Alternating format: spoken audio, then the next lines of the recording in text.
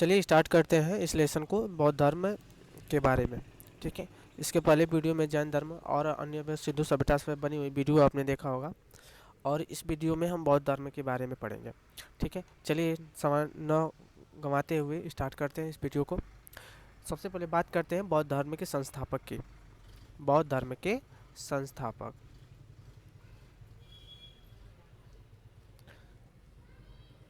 संस्थापक जो है महात्मा बुद्ध को कहा माना जाता है। महात्मा बुद्ध। ठीक है, मतलब बौद्ध धर्म जो है महात्मा बुद्ध के द्वारा ही पैदा किया हुआ है, मान सकते हैं। यहाँ पे उनकी स्थापना की बात करें तो ये महात्मा बुद्ध के द्वारा ही किया गया था। ठीक है, अब महात्मा बुद्ध के बारे में बात करें तो महात्मा बुद्ध को एशिया का ज्योतिपुंज कहा जाता है। क्या कहा जाता है? एशिया का ज्योतिपुंज। ज्योतिपुंज।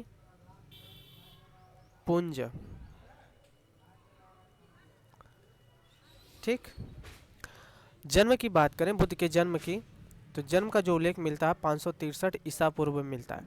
ठीक है, 563 ईसा पूर्व।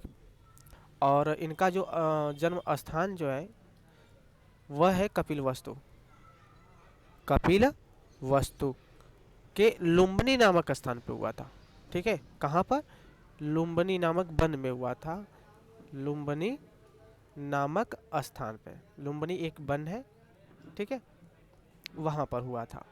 ठीक है, पिता का नाम है उनके शुद्धोधन। उनके पिता का जो नाम है वो शुद्धोधन है। ये शाक्य गण के मुखिया थे। शाक्य गण के मुखिया हुआ करते थे। आई बात समझ में यहाँ तक? जन्म 563 ईसा पूर्व। स्थान कहाँ पर हुआ था? कपिलवस्तु के लुम्बिनी नामक वन में हुआ था। पिता का जो नाम है शुद्धोधन हुआ करता था। ये शाक्य गण के मुखिया हुआ करते थे। ठीक है, बौद्ध धर्म के स्थापक जो है महात्मा बुद्ध है। ये इनको एशिया का ज्योतिपुंज कहा जाता है। आगे चलते हैं तो आगे में माता का उल्लेख मिलता है। माता का जो नाम है महामाया। माता माया, माया देवी के नाम से जाना जाता है। ठीक है, ये इनकी माता का जो है ये 7 दिन बाद इनकी मृत्यु हो जाती है। कब? बुद्ध जी के जन्म के 7 दिन बाद इनकी मृत्यु हो जाती है। आई बात समझ में? ठीक है, अब पालन पोषण, महात्मा बुद्ध का जो पालन पोषण हुआ था, उनकी माँ सौतेली माता जिनका नाम प्रजापति था, प्रजापति, इनके द्वारा किया गया था। ठीक है, बुद्ध जी के बचपन का नाम भी देख लेते हैं। ठीक है, तो बचपन का नाम सिद्धार्थ था। यह नाम आपने पहले वीडियो में भी सुना होगा, सिद्धार्थ। पहले हम देख लेते हैं बचपन का नाम।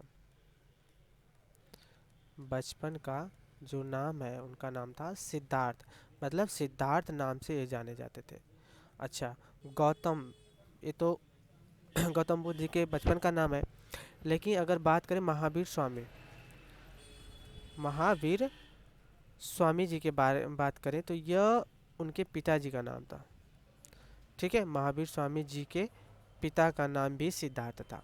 ठीक है, पूछा जाता है एग्जामों में पिताजी का क्या नाम था। ठीक ना? ठीक है, पत्नी के बारे में बात करें तो पत्नी यशोधरा। ठीक है, पत्नी का नाम यशोधरा मिलता है। पत्नी का दूसरा नाम भी मिलता है, जैसे नाम है बिंबा, गोपा और बदक्षना। बदक्षना ये इन्हीं का नाम है। यशोधरा जी का अलग अलग नाम से भी जाना जाता है। पुत्र का नाम राहुल। ठीक है, राहुल था। आई बात समझे? माता का नाम माया देवी, पालन पोषण प्रजापति ने किया था। बचपन का नाम सिद्धार्थ था। सिद्धार्थ अलग नाम आपने सुना होगा। महावीर स्वामी जी के पिता का नाम था। पत्नी यशोधरा, जिनका उपनाम भी मिलता है बिंबा, गोपा, बदक्षना, और पुत्र का नाम राहुल मिलता है। ठीक है, अब चलते हैं मुख्य इंपोर्टेंट और कुछ टॉपिक की तरफ। कपिलवस्तु के सैर पर निकलते हुए उन्होंने 4 दृश्य देखा था। एग्जाम में पूछा जाता था कि कौन कौन से दृश्य द्वारा उनका जीवन परिवर्तन हुआ था। तो पहले अगर दृश्य की बात करें तो पहला दृश्य उन्होंने देखा था बूढ़ा व्यक्ति। क्या देखा था? बूढ़ा व्यक्ति। दूसरा दृश्य उन्होंने देखा था एक बीमार व्यक्ति। एक बीमार व्यक्ति, नोट करते चलिए। तीसरा दृश्य 100 देखा था, मतलब मृत व्यक्ति देखा था 100। और चौथे व्यक्ति की बात करें तो चौथा जो था सन्यासी। क्या था? सन्यासी। मतलब इन चारों दृश्यों को देख करके उनके जीवन में काफ़ी बदलाव हो गया और वे सन्यासी बनने की सोचने लगे। एक कब ये चारों दृश्य देखे थे? जब वे कपिल वस्तु की सैर पर निकले थे। कहाँ निकले थे? कपिल वस्तु की सैर पे।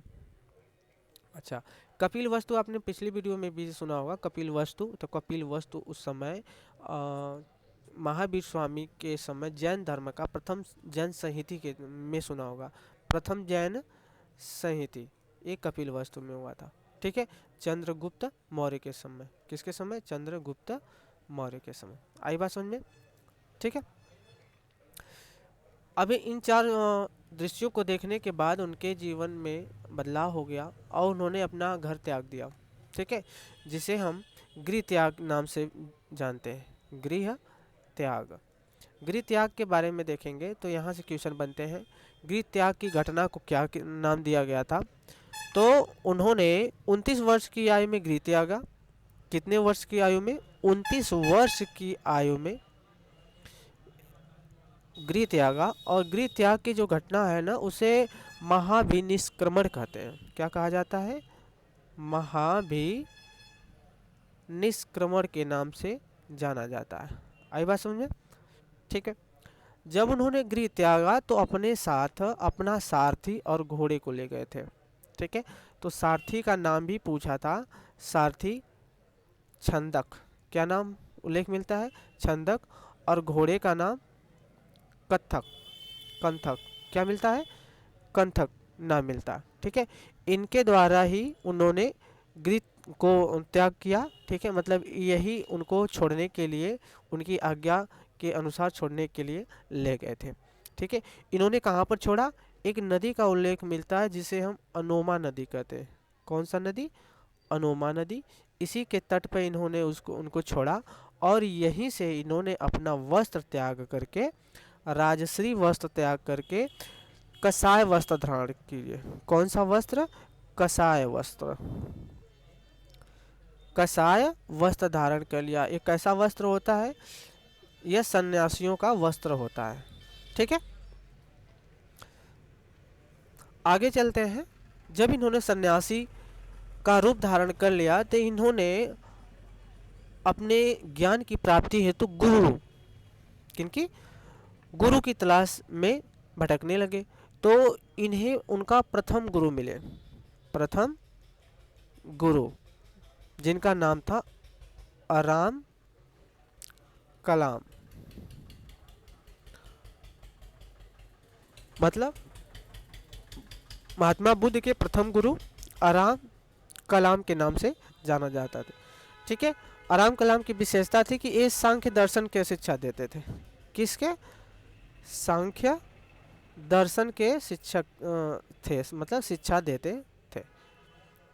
ठीक, इनसे शिक्षा लेने के बाद इन्होंने राजगृह की तरफ अपने पैर को बढ़ाया। ये कहाँ पर प्रथम गुरु उन्होंने बनाया था? वैशाली में। मतलब वैशाली में इन्होंने अपना प्रथम गुरु आराम कलाम को बनाया था। ये सांख्य दर्शन के शिक्षा देते थे। और द्वितीय गुरु की बात करें तो राजगृह में बनाया था। इन्होंने राजगृह में बनाया था। ये इसके द्वितीय गुरु थे। ठीक है, द्वितीय गुरु में कौन थे? जिनका नाम मिलता है उद्दक पिंडक। क्या नाम मिलता है? उद्दक पिंडक, जिनका अन्य नाम है रामपूत। क्या नाम है? रामपूत, जिसे हम उद्दक पिंडक नाम से जानते हैं। आई बात समझ में? ये दूसरे गुरु हुआ करते थे। रामपूत महावीर गौतम बुद्ध के दूसरे गुरु हैं। ठीक, चलिए आगे चलते हैं। तो राजगृह के बाद, राजगृह से ये उरुवेला चले गए। कहाँ गए? उरुवेला। उरुवेला एक सुंदर घाटी का नाम है, उरुवेला। ठीक है, जहाँ इन्हें 5 ब्राह्मण मिले। कितने ब्राह्मण? 5 ब्राह्मण। और इन्हीं 5 ब्राह्मण के साथ इन्होंने तपस्या की। आई बात समझे? तो 5 ब्राह्मणों का नाम भी पूछा जाता है। तो 5 ब्राह्मण में इन्होंने, ब्राह्मण में कौन कौन से? कौटिल्य, दूसरे ब्राह्मण थे बप्पा, बप्पा, तीसरे भादिया, चौथे गुरु की बात करें महानामा, और 5वें जो गुरु हैं अस्सागो। 5वें गुरु कौन है? अस्सागो। ये 5 गुरु नहीं, ये 5 इनके साथ तपस्या करने वाले ब्राह्मण हुआ करते थे। ठीक है, कहाँ पर? उरुवेला में। कौटिल्य, बप्पा, बादीय, मानामा और अस्सागो। ठीक है, इनके साथ इन्होंने मिल करके तपस्या की थी। ठीक है, ठीक है, आगे अब चलते हैं। तो ये 35 वर्ष की उम्र में, कितने वर्ष की उम्र में? 35 वर्ष की उम्र में इन्हें ज्ञान की प्राप्ति हो गई। ठीक है, लेकिन इन्होंने घर कब छोड़ा था? 29 वर्ष की आयु में घर छोड़ा था, गृह त्याग किया था 29 वर्ष की आयु में। ठीक, 35 वर्ष में इन्हें ज्ञान की प्राप्ति हो गई। ज्ञान की प्राप्ति, ज्ञान की प्राप्ति इन्हें 35 वर्ष की आयु में हो गई। ठीक है, अब ज्ञान प्राप्ति संबंधित क्वेश्चन पूछे जाते हैं। तो कहाँ? नदी के किनारे पूछा जाता है। तो नदी जो उल्लेख मिलता है वो निरंजना नदी थी। कौन सी नदी? निरंजना नदी। ठीक है, समय की भी बात पूछा जाता है। काफ़ी इम्पोर्टेंट समय का है इनका वैशाख पूर्णिमा। कौन सी पूर्णिमा? वैशाख पूर्णिमा। इस समय के बारे में, इस समय का उल्लेख मिलता है वैशाख पूर्णिमा, नदी निरंजना नदी के किनारे। आई बात समझ में? 35 वर्ष की आयु में इन्हें ज्ञान की प्राप्ति हो गई थी। ठीक है, जब ज्ञान की प्राप्ति हो गई तो इन्हें तथागत कहा गया। ज्ञान प्राप्ति के बाद, ज्ञान प्राप्ति के बाद इन्हें क्या बोला गया? उनका नाम मिल गया तथागत। अच्छा, तथागत के बारे में जान लेते हैं। क्या होता है तथागत? किसे कहते हैं? जिससे उत्पन्न हुआ उसी में विलीन होना। ठीक है, मतलब लिख सकते हैं जिससे उत्पन्न हुआ उसी में विलीन, उसी में विलीन। ठीक है, तथागत का मतलब ये होता। मतलब जब भगवान बुद्ध को वैशाख पूर्णिमा के दिन निरंजना नदी के किनारे 35 वर्ष की आयु में ज्ञान प्राप्ति हो गई, उसके बाद से वो क्या करने लगे? तथागत कहा जाने लगा। ठीक है, अच्छा, अब चलते हैं कुछ अच्छे टॉपिक्स जो एग्जाम में बार बार पूछे जाते हैं, प्रमुख घटनाओं के बारे में।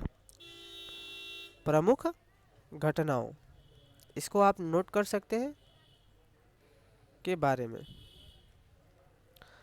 सबसे पहले बात करते हैं गृह त्याग की। अभी हम गृह त्याग के बारे में बात करते हैं। 29 वर्ष की आयु में उन्होंने गृह को त्यागा था अपनी पत्नी यशोधरा और पुत्र राहुल को छोड़ करके।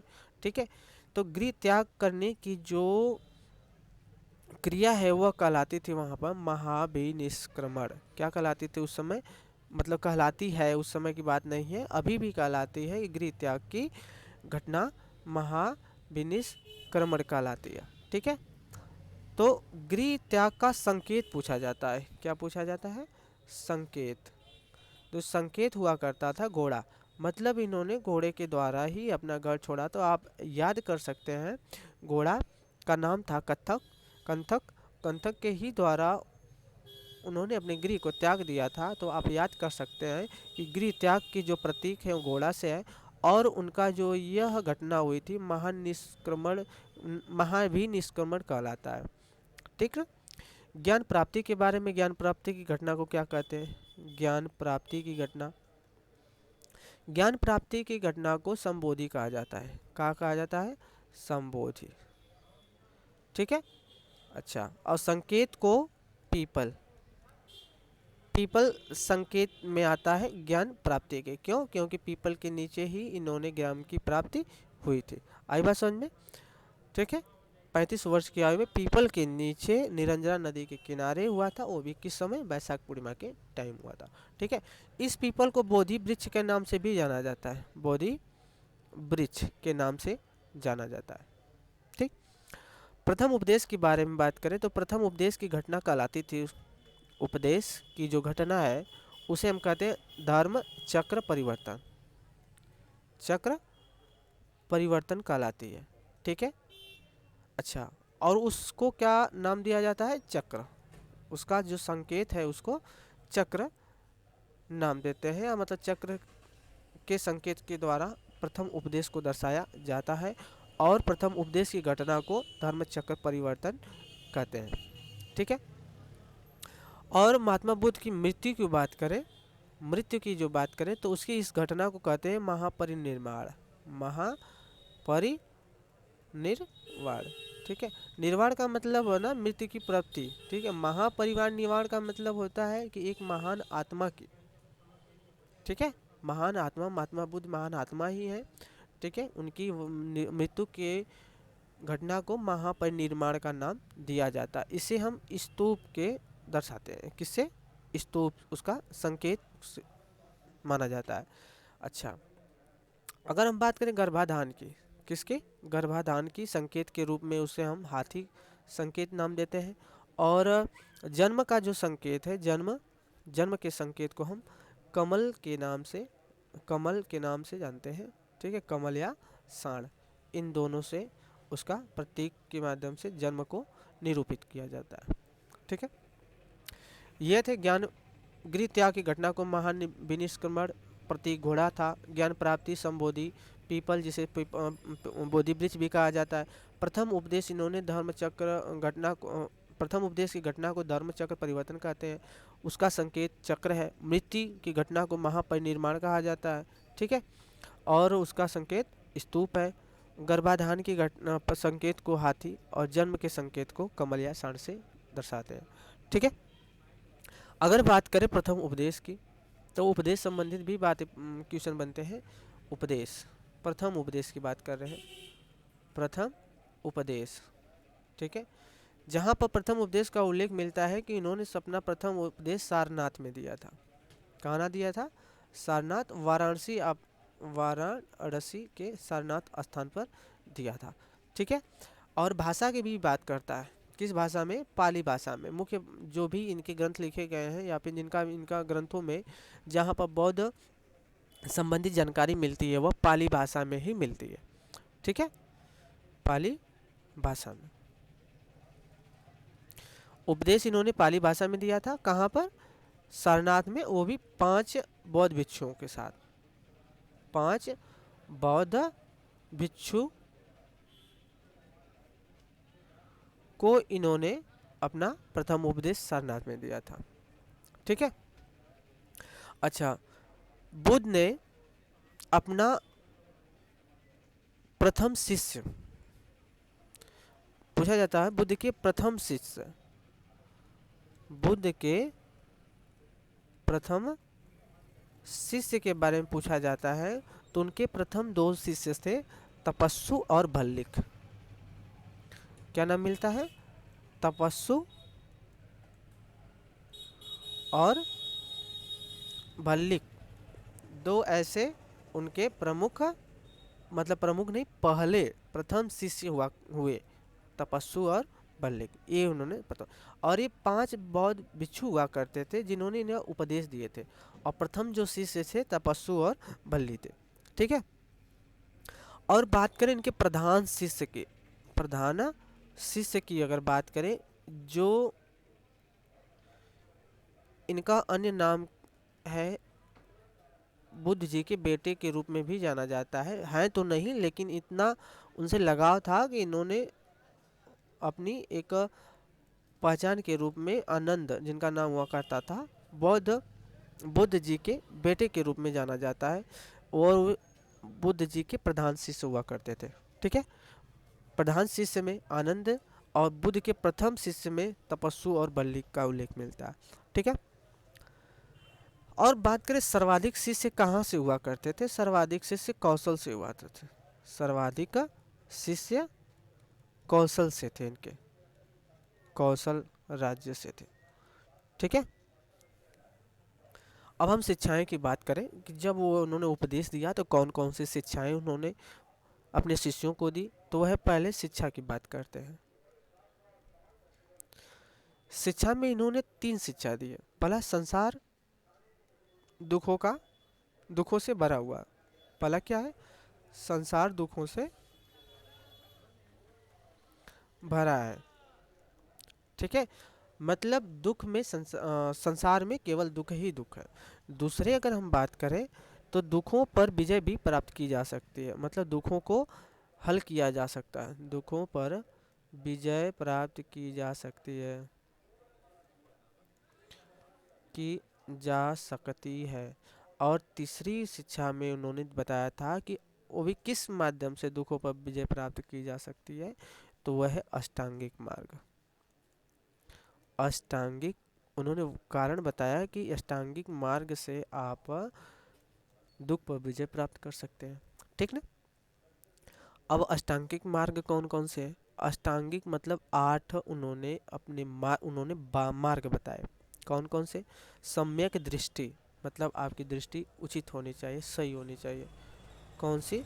सम्यक दृष्टि। 8 उन्होंने अष्टांगिक मार्ग में। पहला सम्यक दृष्टि, दूसरा सम्यक संकलन, तीसरा सम्यक वाणी। ठीक है, चौथे की बात करें तो सम्यक कर्म, अच्छा कर्म करना चाहिए, अच्छा बोलना चाहिए। ठीक है, सम्यक आजीव। अगला हम बात करें तो सम्यक व्यायाम, तीसरा सम्यक स्मृति, अगले की हम बात करें तो सम्यक समाधि। ये उनके 8 अष्टांगिक मार्ग थे। 1 2 3 4 5 6 7 और 8, 8 अष्टांगिक मार्ग थे। इन 8 अष्टांगिक मार्गों से दुखों पर विजय प्राप्त किया जा सकता है।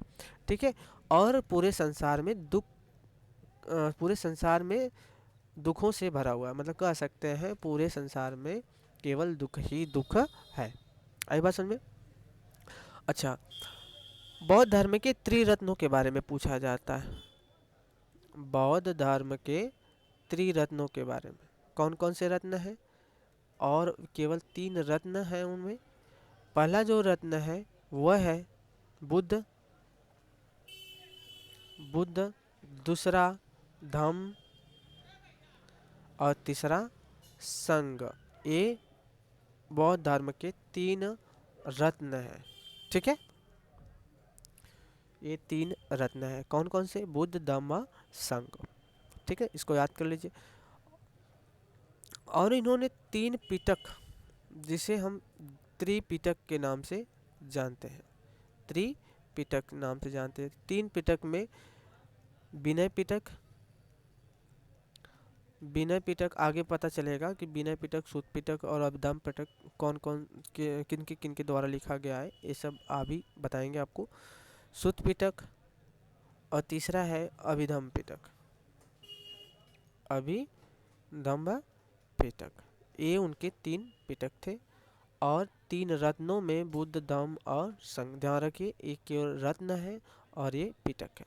पिटक में विनय, सूत और अभिधम्म पिटक है, और रत्न में बुद्ध, धम्म और संघ है। शिक्षा में क्या है? संसार दुखों से भरा है। दूसरा है दुखों पर विजय प्राप्त की जा सकती है, और अष्टांगिक मार्ग द्वारा विजय प्राप्त की जा सकती है। अष्टांगिक मार्ग में दृष्टि, संकलन, वाणी, कर्म, आजीव, व्यायाम, स्मृति और समाधि आदि ये अष्टांगिक मार्ग है। ठीक है, आगे देखें तो पिटकों की जो भाषा थी, पिटक की भाषा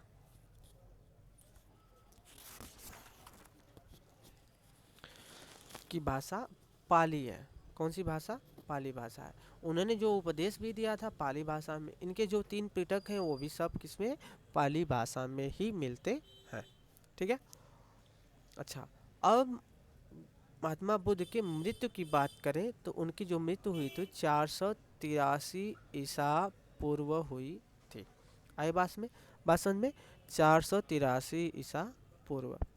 अच्छा, जब उनकी मृत्यु हुई तब कुछ संगतियाँ हुई, कुछ आयोजन हुए, जहाँ पर बौद्ध धर्म के प्रचार प्रसार का उल्लेख मिलता है।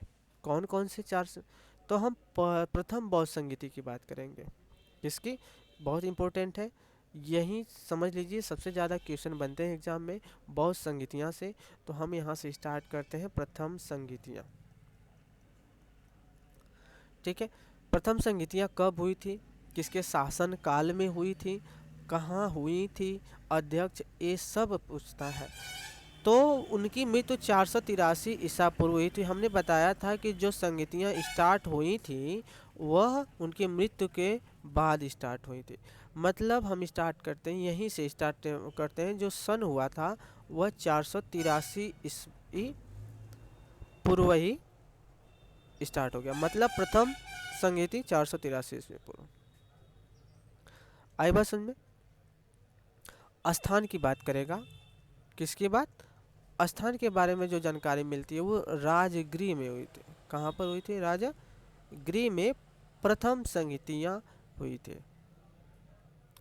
और उस संगीति के अध्यक्ष कौन थे? अध्यक्ष भी पूछा जाता है। अध्यक्ष में महाकश्यप, महाकश्यप। और शासन काल किसका था? शासन काल के बारे में पूछा जाता है तो अज्ञात शत्रु। अब यहाँ से ध्यान रखिए, स्थान राजगृह, अध्यक्ष महाकश्यप, अज्ञात शत्रु और सन पूछता है 483। यही 4 क्वेश्चन प्रथम जन संगीति से ज़्यादा पूछे जाते हैं। ठीक है, और भी कुछ क्वेश्चन बनते हैं जिनमें ये पूछा जाता है कि प्रथम बौद्ध संगीति में प्रमुख कौन कौन सी घटनाएं हुई थी। तो घटनाओं के बारे में पूछता है। प्रथम जन संगीति में घटनाओं के बारे में पूछता है। तो घटनाओं में देखेंगे, इनकी इस संगीति की प्रमुख घटना थी उनके पिटक का निर्माण।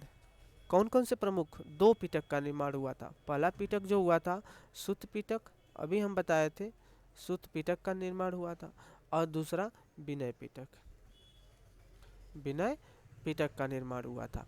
ठीक है, सुत्त पिटक के जो रचयिता थे वे आनंद थे। आनंद मतलब महात्मा बुद्ध के सबसे करीबी, जिन्हें वे बेटा का उपाधि देते थे, आनंद। उन्होंने सुत्त पिटक की रचना, देखिए सुत्त मतलब बेटा, देख रहे हैं, सुत्त मतलब बेटा, आनंद के द्वारा सुत्त पिटक की रचना की गई थी। सुत्त पिटक में किसका उल्लेख मिलता है? उपदेशों का उल्लेख मिलता है। उपदेशों का उल्लेख मिलता है, मतलब बुद्ध के द्वारा दिए गए जितने भी उपदेश थे ना, उनका उल्लेख मिलता है। ठीक है, और इन्हीं सुत्त पिटक में जातक कथा का भी उल्लेख मिलता है। ये जातक कथा क्या है? बुद्ध के पूर्व जन्म की कथा, बुद्ध के पूर्व जन्म की कथा इसी जातक कथा से मिलती है। जातक कथा की भाषा की अगर बात करें तो यह पाली भाषा है। कौन सी भाषा में? पाली भाषा में। ठीक है, अच्छा, अब विनय पिटक की बात कर लेते हैं। विनय पिटक, विनय पिटक, तो विनय पिटक के रचनाकार है उपाली। कौन है? उपाली। ठीक है, और इस पिटक में जो उल्लेख मिलता है वह है बौद्ध धर्म में प्रवेश के नियम। क्या मिलता है? बौद्ध धर्म में प्रवेश के नियम। मतलब यहाँ से देख सकते हैं सुत्त पिटक की रचना आनंद ने की थी, और इस सुत्त पिटक में उपदेशों का संग्रह है और जातक कथाओं का भी उल्लेख है। जातक कथा किसे कहते हैं? बुद्ध के पूर्व जन्म की कथा को जातक कथा। बहुत अच्छा क्वेश्चन बनता है जातक कथा के बारे में। ठीक है, अब विनय पिटक की रचना उपाली ने की थी। अब बौद्ध धर्म में प्रवेश के नियम हुआ करते थे। यहाँ पर क्या है? उनके उपदेश है, यहाँ पर प्रवेश के नियम है। यह प्रथम जन संहिता में कुछ प्रमुख घटना थी। द्वितीय जन संहिता की बात करें, द्वितीय बौद्ध समिति, कौन सी? बौद्ध संहिता की बात करें तो कब हुई थी? 100 वर्ष बाद, 300 ईस्वी ईसा पूर्व। ठीक है, 383 ईसा पूर्व हुई थी। वैशाली में हुई थी। कहाँ पर हुई थी? वैशाली में। अध्यक्ष की बात करेगा,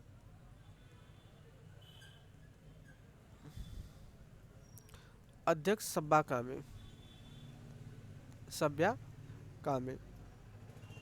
और शासन काल किस शासन काल में हुआ था? वह है काला शोक।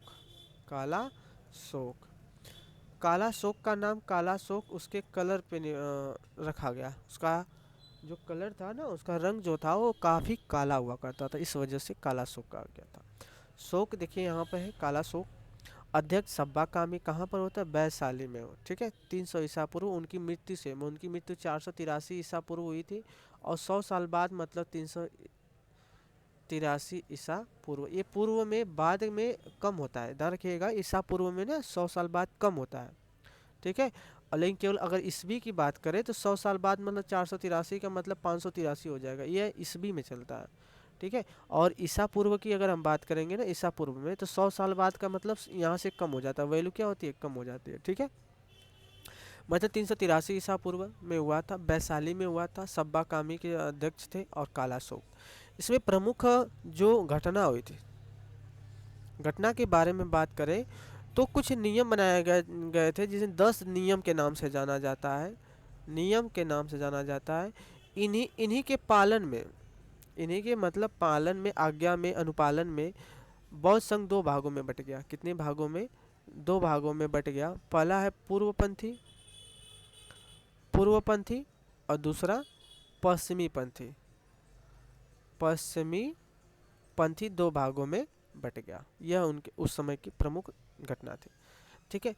और तृतीय बौद्ध संहिता की बात करें, तृतीय बौद्ध संहिता, तो इसका जो समय है ना 251 ईसा पूर्व, यह मिलता है ईसा पूर्व, पाटलिपुत्र में हुआ था। कहाँ हुआ था? पाटलिपुत्र। पाटलिपुत्र में प्रथम जैन संहिता हुई थी चंद्रगुप्त मौर्य के समय, ठीक है। अच्छा, ये पाटलिपुत्र स्थान है। अध्यक्ष की हम बात करें तो उस समय मोगली पुत्र तिस्य, अध्यक्ष की बात करें, यहाँ से देखिए स्थान पाटलिपुत्र, तो इस अध्यक्ष में भी पुत्र नाम आता है। कौन सा पुत्र? मोगली पुत्र, मोगली पुत्र तिस्य, ठीक है, मोगली पुत्र तिस्य, ठीक है। ये अध्यक्ष थे, और किसके समय हुआ था? अशोक के समय। किसके समय? अशोक के समय, ठीक है। अशोक भी बौद्ध धर्म को मानने वाला शासक था, ठीक है। और तृतीय बौद्ध संहिता की जो प्रमुख घटना हुआ, घटना के बारे में देखें तो उस समय अभिधम पिटक की रचना हुई। आपने सुत्त पिटक, विनय पिटक बताए हैं। सुत्त पिटक के रचनाकार आनंद थे, विनय पिटक के रचनाकार उपाली थे, और बचा था अभिधम्म पिटक। कौन सा? अभिधम्म पिटक। इस समय की रचना हुई थी, अभिधम्म पिटक की रचना, ठीक ना। अच्छा, अभी अभिधम्म पिटक में क्या है? अभिधम्म पिटक में दार्शनिक व्याख्या का उल्लेख मिलता है। क्या है? दार्शनिक व्याख्या का उल्लेख इसमें मिलता है, ठीक है। किसके द्वारा हुआ था? मोगली पुत्र के द्वारा। किसके द्वारा? मोगली पुत्र के द्वारा अभिधम्म पिटक की रचना हुई थी, मोगली पुत्र द्वारा हुई थी, ठीक ना। इस अभिधम्म पिटक को एक उपनाम से जाना जाता है, जिसे हम कथा वस्तु कहते हैं। कथा वस्तु क्या है? उपनाम है, आप नोट कर लीजिए इसको, उपनाम, ठीक है। और अंतिम, अगर हम प्रमुख चतुर्थ संहिता की बात करें, चतुर्थ संहिता की अगर हम बात करें तो वह जो हुई थी 98 ईस्वी में हुई थी। यह चीज़ ध्यान रखिएगा, ईस्वी में हुई थी, और बाकी वह जो हुई थी ना ईसा पूर्व हुई थी, ठीक है। कहाँ हुई थी? कुंडल वन में, ठीक ना। अध्यक्ष की बात करें तो उसके अध्यक्ष से अश्वघोष, अश्वघोष उसके अध्यक्ष थे। समय की बात करें तो किसके समय में हुआ था? कनिष्क नाम मिलता है, कनिष्क के शासनकाल में अश्वघोष की अध्यक्षता में 98 ईस्वी में कुंडल ग्राम में बौद्ध की चतुर्थ संहिता का आयोजन हुआ था, ठीक ना। प्रमुख घटनाओं की बात हुई तो इस बौद्ध संहिता में कौन सी घटना हुई थी? तो संपूर्ण बौद्ध धर्म 2 भागों में बट गया। संपूर्ण बौद्ध धर्म 2 भागों में बट गया, ठीक है। पहला कौन सा, हीनयान। हीनयान जिसे छोटी सवारी कहते हैं, क्या कहा जाता है, छोटी सवारी, ठीक ना, हीनयान। दूसरी बात करें महायान। महायान जिसे बड़ी सवारी के नाम से जाना जाता है, सवारी। हीनयान में क्या था, ठीक है, हीनयान में बुद्ध के जो उपदेश थे ना, जैसे के तैसे मानने वाले थे, मतलब जैसा उपदेश था वैसा ही ये पालन करते थे। अब महायान में क्या था, महायान में उनके उपदेशों में बदलाव करके मानने लगे लोग, ठीक ना, उपदेशों में बदलाव करके मानने वाले लोग को महायान कहा जाता था, जिसे बड़ी सवारी, और हीनयान जिसे छोटी सवारी के नाम से जाना जाता है, ठीक है। अभी एक क्वेश्चन की हम बात कर लें जिसका नाम अनिश्वरवाद। क्या मिलता है, अनिश्वरवाद के संबंध में मौर्य धर्म एवं जैन धर्म में समानता है। किसके माध्यम से, अनिश्वरवाद में जैन धर्म और मौर्य सॉरी बौद्ध धर्म, बौद्ध धर्म और जैन धर्म में समानता है, किसके माध्यम से, अनिश्वरवाद के, ठीक ना। उसके द्वारा यह मिलता है कि जैन धर्म और बौद्ध धर्म लगभग समान है, ठीक है। यहाँ पर आपको बौद्ध संगीति के बारे में चार्ट दिखाया गया है, किस क्रम हुआ था, स्थान कहाँ पर हुआ था, अध्यक्ष कौन थे और शासनकाल मतलब किसके समय हुआ था। तो प्रथम बौद्ध संगीति की हम बात करें तो ये देखिए यहाँ पर 255 भी मिलता आता है, 251 भी मिलता है, 250 भी मिलता है। मतलब यह तृतीय मतलब सभी प्रथम द्वितीय और चतुर्थ का सन पूछ सकता है, प्रथम द्वितीय चतुर्थ का सन पूछ सकता है, लेकिन तृतीय का नहीं पूछ सकता। क्यों नहीं पूछ सकता, क्योंकि इस संहिता का जो सन है ना डिक्लेयर नहीं है, मतलब 255 का ही उल्लेख मिलता है, 251 मिलता है, 250 भी मिलता है, ठीक है। 250 आप लूसेंट में देखेंगे तो आपको 250 मिलेगा। अच्छा, प्रथम बौद्ध संहिता की बात करें तो यह 483 ईसा पूर्व हुआ था। 483 ईसा में महात्मा बुद्ध का मृत्यु भी हुई थी, मतलब उसी वर्ष 483 ईसा पूर्व राजगृह में महाकश्यप अध्यक्ष हुआ करते थे और अज्ञातशत्रु उस समय के शासक काल थे। राजा महाराजा आजा, याद कर सकते हैं, राजा महाराजा और आजा, राजा महाराजा आजा, मतलब राजगृह में कौन, महाकश्यप, महा से महाकश्यप और आजा से अज्ञात शत्रु, ठीक ना, यह ट्रिक है, याद कर सकते हैं। द्वितीय जन संहिता द्वितीय बौद्ध संहिता जो है ना 383 ईस्वी पूर्व, मतलब यहाँ से 483 100 साल बाद, कितने साल बाद, 100 साल बाद 383 ईस्वी में वैशाली में सब्बाकामी अध्यक्ष हुआ करते थे, और अशोक कालाशोक, अशोक नहीं कालाशोक, देखिए इसमें कालाशोक है, इसमें अशोक है, द्वितीय में कालाशोक, तीसरे में अशोक है, ठीक ना। वैश्या सबका काल, यहाँ से ट्रिक है, वैश्या सबका काल मतलब वैशाली में सब्बाकामी, काल मतलब कालाशोक, कालाशोक आप नाम से ही देखते हैं काल जैसा दिख रहा है, मतलब मालूम पड़ रहा है, ठीक ना। तृतीय समय आप तीन डेटों को हमने बता दिया, 255, 251, 250 ईसा पूर्व का उल्लेख मिलता है। पटाओ मत आशिक, कक्षा इसको याद करने के लिए पटाओ मत आशिक, ठीक ना। जैसे कि पाटलिपुत्र स्थान है, मोगलीपुत्र 30 से, मत मतलब मोगल, मोगली से यहाँ से स्टार्ट हो रहा है, अशोक मतलब आशिक, ठीक है। स्थान पाटलिपुत्र, अध्यक्ष मोगलीपुत्र 30 से, और शासक कौन थे, अशोक हुआ करते थे, ठीक है। चतुर्थ बौद्ध संगीति 1 ईस्वी पूर्व, यहाँ पर 98 ईस्वी का भी उल्लेख मिल कह सकते हैं, आई बात समझ में, 98 ईस्वी, ठीक ना। स्थान का है कुंवर कुंडल वन, वसुमित्र, ठीक है, जिसका नाम अश्वघोष भी कह सकते हैं, क्या कह सकते हैं, अश्वघोष, किसके शासनकाल में, कनिष्क, ठीक है। कुंवर जी कंगाल, क्या कुंवर जी, कंगाल, तो कैसे, कुंडल, वसुजी, वसुमित्र, कनिष्क।